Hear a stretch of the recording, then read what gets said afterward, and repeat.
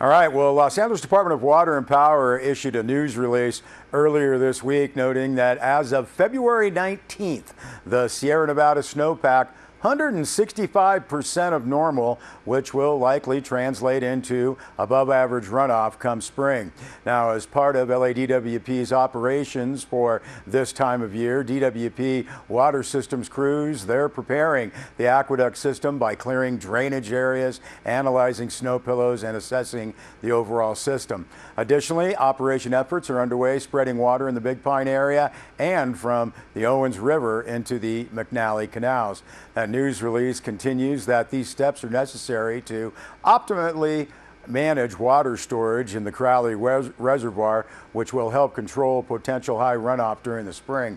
Current water spreading activities are based on operational needs, that news release notes, and ongoing weather conditions are a factor in determining water management efforts. Other factors include infrastructure capabilities, water storage capacity throughout the aqueduct system, current water demands, as well as protection against flooding across the region, which includes not only LADWP property, but private, state, and federal properties as well. LADWP says it will keep the residents and visitors of the Eastern Sierra informed through additional updates as conditions and operations progress. Well, the great thing about all of the snow is there should be plenty for everyone to have fun this coming June Lake Winter Festival, Saturday, March 2nd. It's back for its 8th straight year. June Lake Loop Winter Festival invites families and friends to celebrate snow on Saturday, March 2nd. It's called a snowman building extravaganza. Now, said Lindsay Chagrin, the June Lake Loop Chamber of Commerce Secretary and 2019 Winterfest Chair, the June Lake Loop Chamber of Commerce invites everyone to come check out the amazing snow we received this year and spend some quality time in the Loop. Visitors can build a snowman in the village and be entered to win prizes, or they can just take a walk, enjoy the scenery, enjoy each other, come on, and vote for their favorite snow people and still be entered to win some prizes. Local residents and businesses will build their best snowman creation from 9 to noon, ultimately creating the Snowman Village Walkabout along Main Street in the June Lake Village. Snow sculptors will be assigned a spot to construct their snow people for event attendees to admire as they walk the village from noon until sundown, and the press release says snapping selfies with their favorite builds. Voters will be entered into a raffle drawing, also have the chance to win if their snowman selfie has chosen the best Instagram post on the contest. They've got hashtag #SeeInTheLoop as well as All Seasons Paradise during the event. All the details on the June Lake Loop Winter Festival, JuneLakeLoop.org. Deb Murphy filed this report noting the Eastern Sierra Council of Governments started down a path toward a joint powers authority last October. Now at the Eastern Sierra Council of Governments early February meeting, the 4 entities representatives got a reality check. The background, ESCOG, is made up of elected officials from Mono and Inyo counties, as well as cities of Bishop, town of Mammoth Lakes, takes on regional issues that impact all 4. Now, one of the notable successes is the formation of the Eastern Sierra Transit Authority. Now, last year, the council decided to put more meat on its bones in order to serve as the financial entity to apply for and manage grants. Now, there was some reluctance from the 4 governing bodies centered on advantages only to specific constituencies and a disdain for another layer of government. But all 4 agreed to take the first joint powers authority step. Mammoth Lakes Town Manager Dan Holler opened the discussion with a rundown of potential expenses depending on the scope and size of the JPA. There's a lot of unknowns, he said. Does ESCOG want to get the structure in place to deal with all these unknowns? I want you to go into this with your eyes wide open, Holler said. His rough estimate of initial costs range from $15,000 to $50,000. Now, the details that make up that structure would include paying for necessary services like grant writing, hiring staff at some point in the future, as well as legal counsel. Inyo County CAO Clint Quilter reminded the board no money is available for grants that are not successful, and a formal agreement had to be in place for legal counsel.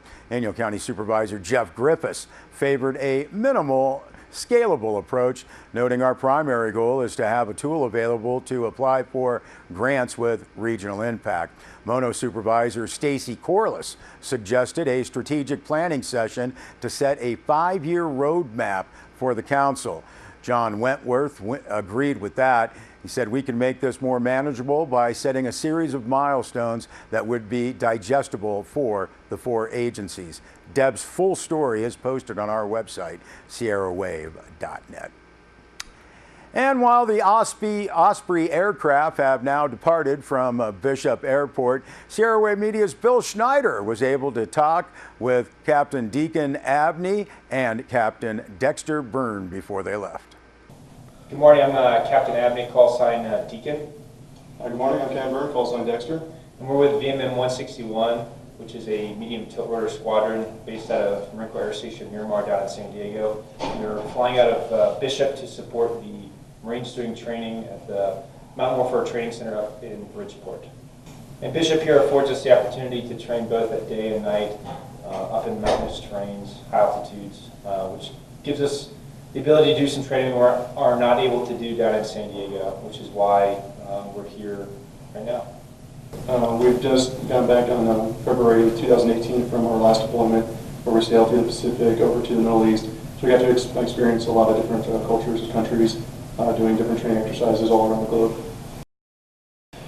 So yeah, we deploy with the Navy, with the 15th MEU, and we go on a ship called the LHA, or LHD, which is it's a smaller version of the larger super carriers. We'll do vertical takeoffs and landings to the ship.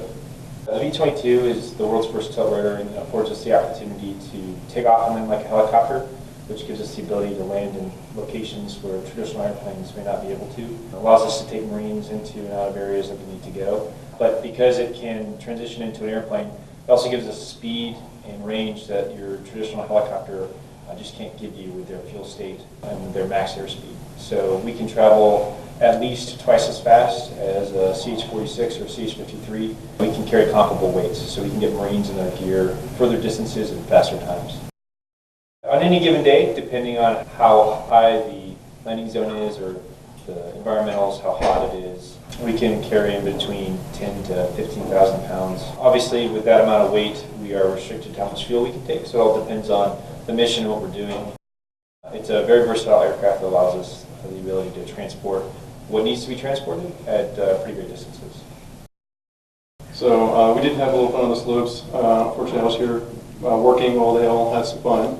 But no, they did. They had a great time. I think this is probably one of the best places we've actually deaded out of or gone to for training. People couldn't be nicer. Everyone was very supportive. And some of the best food, absolutely. As far as the town of Bishop and the people have been very welcoming, just like Captain Byrne said, and it makes it really easy to support the Marines out of Bridgeport from here, just with that support.